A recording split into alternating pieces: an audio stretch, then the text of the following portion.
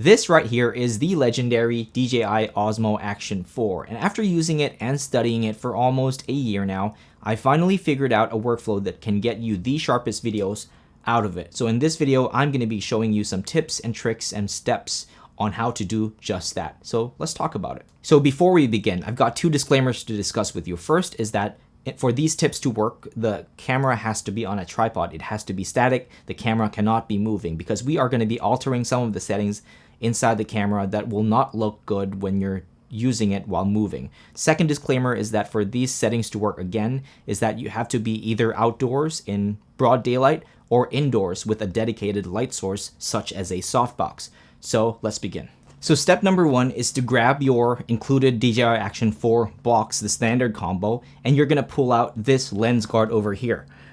So in every purchase of the DJI Action 4, you are given this. By default, it's gonna be installed with a lens filter.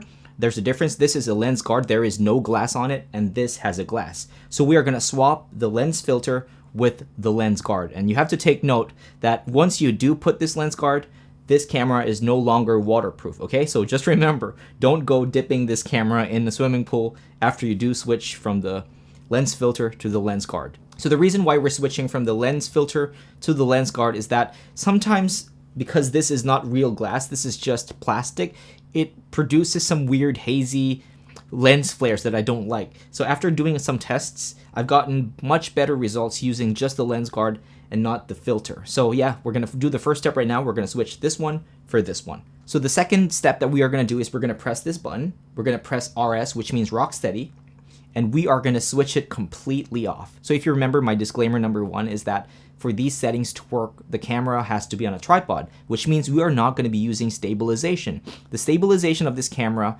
is usually used for action sports, right? But if you're just vlogging, if you're just using it on a tripod, there is no reason for you to use it. And besides, it has a crop, right? So we're gonna switch it off. And in that way, we're only gonna be cropping the camera using a different setting, which we are gonna be discussing in a bit. So after switching off rock steady, we're gonna proceed to step number 3, which is pressing this button again, and we are gonna put the camera on 4K 16:9 and 25 frames per second. So the reason why we're shooting at 25 frames per second is that this will give you the most natural looking motion blur when it comes to vlogging. For vlogging, you don't need a high frame rate because we're not gonna do slow motion.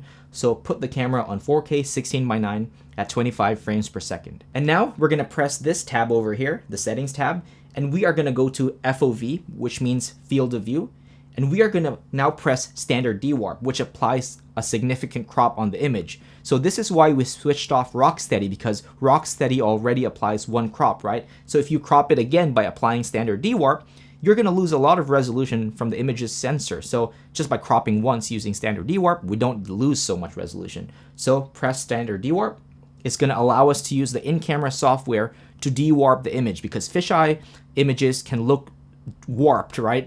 You get this like bulbous kind of image. So again, using standard dewarp uses this camera software to dewarp the image. You don't have to do anything in post anymore because now the dewarping will be done in camera. So step number 5 is we're gonna press the settings tab again, and we are gonna go and press exposure. We're gonna switch over from automatic to manual. So using manual allows you to use the camera settings freely without having the camera to dictate or have the settings set for you. So this allows you to have complete control over the camera. So step number 6 is where we are going to be slowly tweaking our settings to our liking.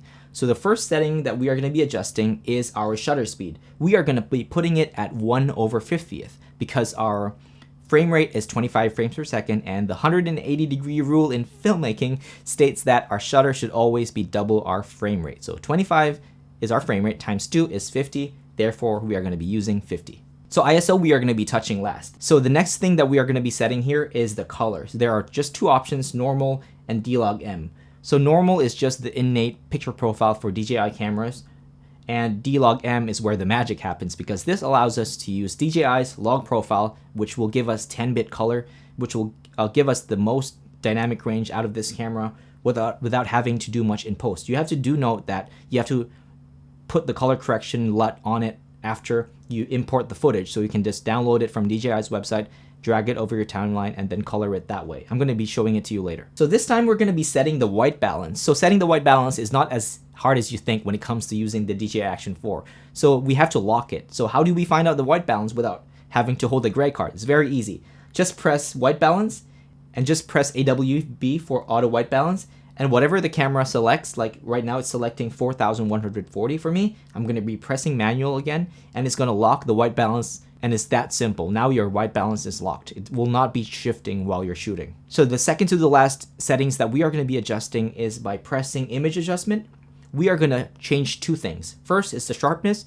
We are going to put it on -2. This will allow us to get the least amount of in-camera sharpening, like digital sharpening, which is very artificial and it doesn't look good.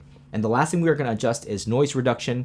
We are going to put it on -1 because once the camera software kicks in and it starts to try to reduce noise, it's going to soften the image, right? And we don't want that. So we're going to be putting it on -1. So the last setting that we are going to be tweaking is by pressing exposure M, and we are going to be taking a look at ISO. So the ISO is the camera's sensitivity to light, right? And a lot of people, and most people would say that to get the best noise performance for any digital camera is you have to shoot at your base ISO. So whatever the lowest ISO is on your camera, that is your base ISO. So this one is 100. But based on my experience, in my opinion, I got the best noise performance out of using 200 ISO. So we're going to be pressing it at 200 ISO. I don't know why, but I got decent amount of good images from using 200 ISO, and I'm going to be showing it to you later. But put it on 200 ISO, and this allows you to get the best noise to picture quality ratio possible out of this camera. Again, this is only based on my opinion after using this countless of times, creating videos outdoors and indoors as well. So that's where disclaimer number 2 comes in, the one that I just talked about. These settings will only work if you shoot outdoors with sufficient lighting or indoors with a dedicated light source, because 200 ISO is not enough, especially if you're just using your ceiling lights, your house ceiling lights, right? It's not going to be bright enough. Therefore, if you do shoot outdoors and 200 ISO might be a little bit too bright, you could go down to 100. And if it's still too bright because you're using a 1/50 shutter speed, you could use ND filters. So most of the time, if I do shoot outdoors, I'm going to be bringing some ND filters with me. I can recommend some. I'm going to be linking them down below. But they basically cut down the amount of light that goes into the camera by putting some kind of sunglasses in front of the lens, therefore allowing you to still use 1/50 shutter. Oh boy, I hope I didn't scare you off with those settings and all of those things I said. But yeah, these are, in my opinion, one of the best settings you can use for your DJI Action 4. And the last thing that I want to discuss is just the exposure values. So if you look at your camera right now, after putting all of these settings, you're going to be pressing M. So if you press M right now, the best way to check your camera's exposure if you are exposed correctly is by looking at the EV meter on top of your shutter speed. It should state something between plus 0.7 to plus 1.0. Because we are using a log profile, log profiles usually need to be overexposed by at least 1 stop. For a Sony camera, sometimes you even have to expose it by 2 stops, like you have to be at plus 2.0. So for this, I suggest that you overexpose it to plus 0.7 or plus 1. So this will allow you to take advantage of log profiles that allow you to have the best dynamic range, right? Because if you just shoot at a standard profile, noise will be amplified because there is no information there and you're trying to boost exposure, right? Artificially in camera. So make sure that your EV values stand between plus 0.7 to plus 1. So thank you guys so much for watching this video. If you found this video helpful, please leave a like, comment, subscribe, and as always, see you in the next video. Peace.